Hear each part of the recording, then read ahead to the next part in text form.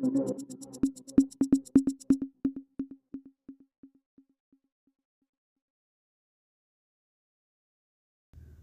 દર્શક મિત્રો, સત્યનો માર્ગ ન્યૂઝ ચેનલમાં આપ દર્શક મિત્રોને હાર્દિક સ્વાગત છે। પારડી નગરપાલિકાના ચૂંટણીમાં વોર્ડ નંબર 5ના ભાજપનું કાર્યાલયનું નાણામંત્રીના હસ્તે ઉદ્ઘાટન કરાયું। પારડી પાલિકાની ચૂંટણીમાં ભાજપ પાર્ટી, કોંગ્રેસ પાર્ટી, અપક્ષ પાર્ટી ડોર ટુ ડોર પ્રચાર કરી રહ્યા છે। જુઓ રિપોર્ટ વોર્ડ નંબર 5ના ભાજપના ઉમેદવાર ચેતન પટેલ જેઓએ શું કહ્યું।